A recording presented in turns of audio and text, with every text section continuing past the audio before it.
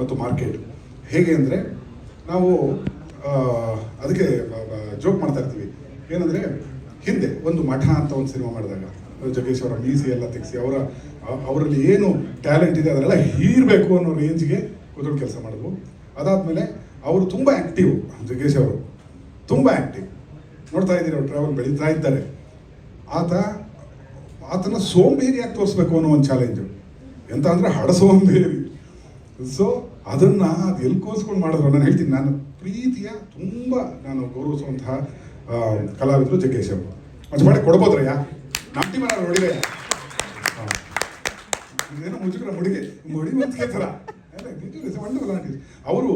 ನೋಡುವಾಗ ನಾನು ರಂಗನಾಯಕ, ನಾನು ಅವರು ಕೆಲವು ಸಭೆಯಲ್ಲಿ ದೀಪ ಹಚ್ತೀವಿ, ಸಾರಿ, ಆಗ ಕೂತ್ಕೊಂಡಾಗ ಅವರೊಂದು ಚೇಷ್ಟೆ ಮಾಡಿದ್ರು, ಒಂದು ರಂಗಗೀತೆ ಹಾಡಿದ್ರು ಅವ್ರ ಸ್ಟೈಲಲ್ಲಿ.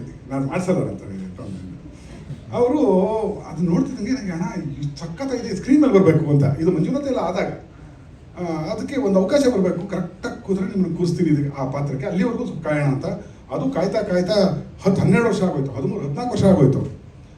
ನಮಗೆ ಅದು ಆ ಪಾತ್ರಕ್ಕೆ ಆ ಕಥೆಗೆ ಒದಗಿ ಬರಲಿಲ್ಲ. ಮತ್ತೆ ಏನೋ ಒಂದು ಮಾಡಿಬಿಡ್ಬಹುದು, ಮಾಡಿ ಅದರ ಸಂಬಂಧ ಆ ಕಾಂಬಿನೇಷನ್ ಹಾಳು ಮಾಡ್ಕೊಳ್ಳೋದು ಬೇಡ ಅನ್ನೋ ಒಂದು ಎಚ್ಚರಿಕೆಯಲ್ಲಿ ನಾವು ಕಾಯಬೇಕಾಗಿ ಬಂತು.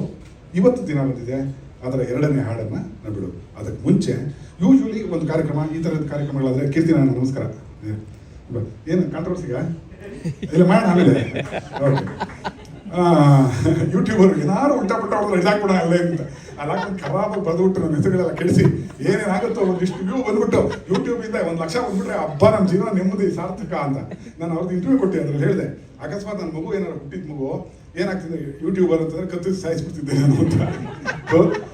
With all love you respect ಯೂಟ್ಯೂಬಿಂದ ಪ್ರಪಂಚ ಪೂರ್ತಿ ತಲುಪ್ತಾ ಇದೆ ನಮ್ಮ ಹಾಡುಗಳು, ನಮ್ಮ ವಿಚಾರಗಳು, ನಮ್ಮ ಟ್ಯಾಲೆಂಟು, ಪ್ರತಿಭೆ, ಮತ್ತೊಂದು ಒಂದೊಂದು. ಹಾಗೆ ಈಗ ಒಂದು ಕಾರ್ಯಕ್ರಮ ಅಂತಂದರೆ ಫಸ್ಟು ಜ್ಯೋತಿ ಬೆಳಗಬೇಕು ಅಂತ. ಕಾರ್ಯಕ್ರಮದ ಫಸ್ಟ್ ಶೀರ್ಷಿಕೆ, ಸರ್ ಯಾರು ನಡೆಸ್ಕೊಡ್ತಾರೋ ಅವ್ರು ಚಪ್ಪಲಿ ಬಿಡಬೇಕು ಸರ್ ಅಂತ ಬಿಟ್ಟು ಬಂದ್ಬಿಟ್ಟೆ. ಅದು ಒಂದು ಶಾಸ್ತ್ರೀಯವಾದ ರೂಲ್ಸ್ ಮಾಡ್ಕೊಂಡಿದೆ. ಹೊಡಿಬೋದು ಚಂದ್ರಮೋಹನ್, ನಿಮ್ಮ ಜೊತೆ ಕೆಲಸ ಏನು ಗೊತ್ತೇನಾ, ನಮ್ಮ ಆರ್ಟಿಸ್ಟ್ ಚಂದ್ರಮೋಹನ್ ಅಂತ. ನಿಮ್ದು ಏನಂದ್ರೆ ಆ ಥರ ಏನೋ ಪಂಚ್ ಬಂದಾಗ ಒಂದ್ಸತಿ ಹೊಡಿ ಬಿಟ್ಟು ಹೊಡ್ಕೋತಾರೆ. ಫಾಲೋ ಮಾಡು ಬರ್ತಿ ಲೈಫಲ್ಲಿ, ಶುರು ಮಾಡು, ಫಾಲೋ ಮಾಡ್ತಾರೆ. ಎಸ್, ಅವರು ಚಂದ್ರಮೋಹನ್. ಇದು ಮತ್ತು ನಾವಿಲ್ಲಿ ನಾನು ಹೇಳಿದೆ ದೀಪ ಹಚ್ಚೋದು, ಅದಕ್ಕೆಲ್ಲ ಸ್ಟೆಪ್ ಇದು ಅಂತೆಲ್ಲ ಮತ್ತೆ ಅದನ್ನು ಕ್ಲಿಯರ್ ಮಾಡಿಸಿ ಟೈಮ್ಗಳು ವೇಸ್ಟ್ ಆಗೋದು ಬೇಡ, ಫಟಾಫಟ್ ಅಂತ ಆಗಬೇಕು. ಇದು ತುಂಬ ಫಾಸ್ಟ್ ಯುಗದಲ್ಲಿ ನಾವು ಬದುಕಿದ್ದೀವಿ. ಮತ್ತು ಹಾಗಾಗಿ ನಾನು ಇವತ್ತಿನ ಮ್ಯಾನ್ ಆಫ್ ದಿ ಮ್ಯಾಚ್ ಅಂತ ಕರಿತೀನಿ ಅನೂಪ.